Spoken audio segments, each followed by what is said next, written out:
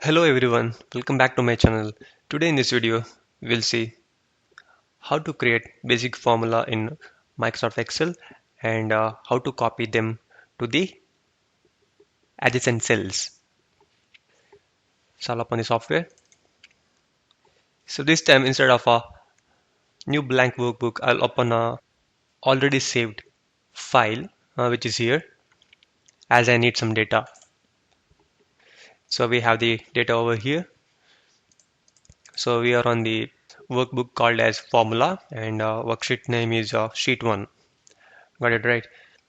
So to say about the data over here, so this is the investment in this row. What you see is the investment for the each month. Like for January, it is 100, February 150, March 200, April 250. And the sales were 120, 160, 220, 300 for each month. Got it? So in the next row, we have profit. So it has to be calculated, and then we have total here. So I'm gonna add all these. So I'll get the total here. Again for sales we'll get the total, and we'll see the average also. Got it right?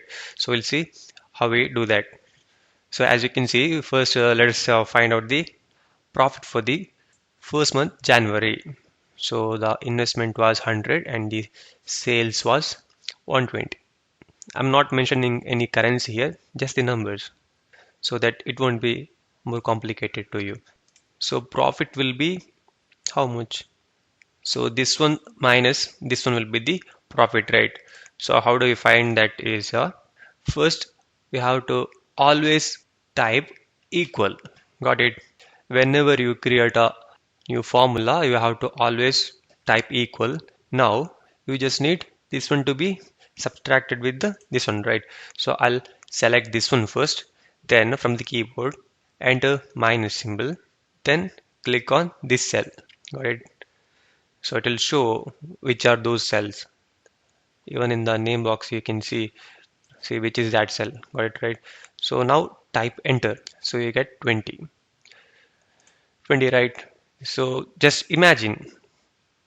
So there were only two cells though, so that was not that difficult to particularly select the cells and then entering minus symbol and then again selecting one more cell and entering minus symbol. It was not a lot of work, right? So let us see one more example here. So I'll come to the total. We have to add these four cells. Got it?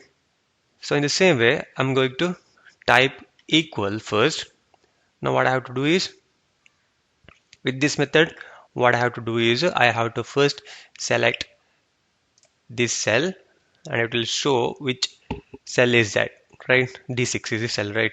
Now again click plus and come to this cell and select it. Again select plus from the keyboard and select this cell with the left mouse button and again select plus from the keyboard and select this cell using the left mouse button.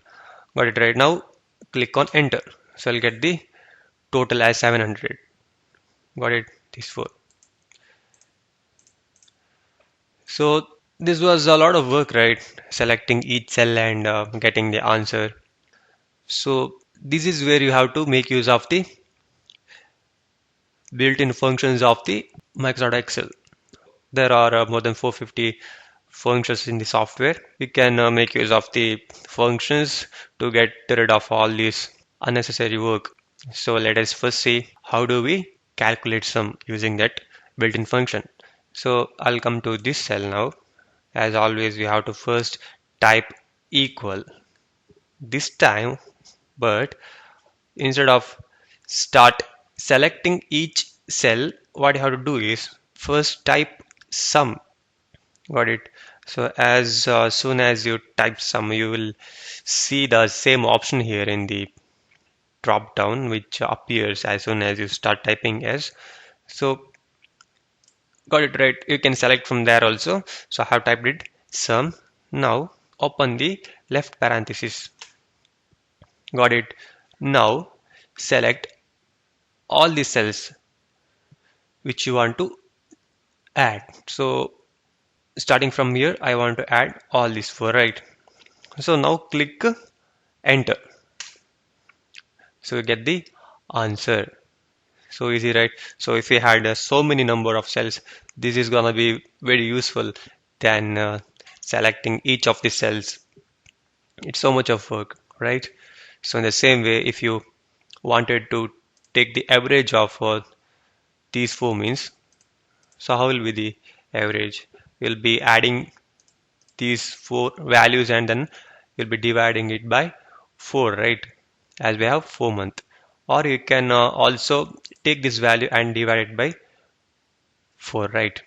Same answer you'll get. So we'll see average now. So I'll type equal first, then type in average, and you see that over there, right? You can also select it from here, average. So now start left parenthesis and add these values. Like select these values. Now click enter. So you get the value as 175. Got it, right? So this is how you can make use of the average function. So you have seen sum and average, and all the functions will work on the same principle. So this is about the formula creation. So or function creation. So as you can see here, if you just activate this cell in the formula bar, you can see what's happening over there. So these are all numbers. So behind 20 there is a formula.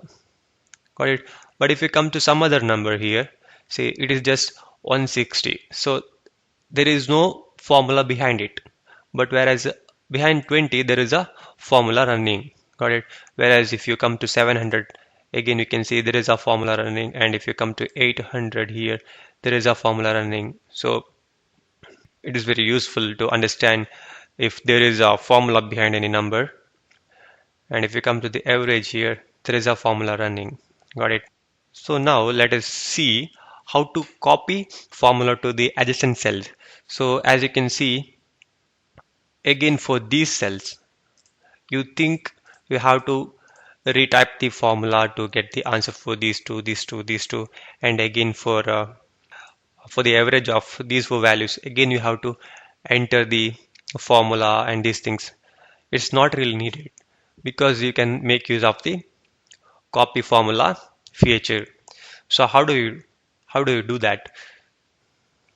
Okay, so first let us see the average here. So what you can do is you don't have to type in equal and do all the things which I explained you just before a few minutes. Just select this value which is above it. I mean the previous value. This 175 was the previous value, right? Which we found out under the average column. So come to the right bottom corner and you see the thin plus symbol over here. As soon as you see that, you can just drag it down and you get the answer for this one, this sales row. Got it right? It should have been 200 and we have 200. If you select that value, you can see average. It gets automatically copied to this row. Got it right? And in the same way, just imagine you wanted to find out profit for February, March, and April. You can make use of the copy function feature just by going to the first answer for the profit and then come to the right bottom corner. See, usually you see this 3D kind of plus, right, on the cursor. It will change to this kind of thin plus. As soon as you see that, you can drag it. So just drag it for the first cell. So you get the answer so easily. You don't have to even type in any formula. Just for the first row or column, you have to find out the answer and it will get copied. So for the total here, you can again make use of the copy formula feature, and here again. So very easy, right? So this is how you make use of the copy formula feature. I hope all of you understood the video. If you have any doubts, please comment below. Thanks for watching.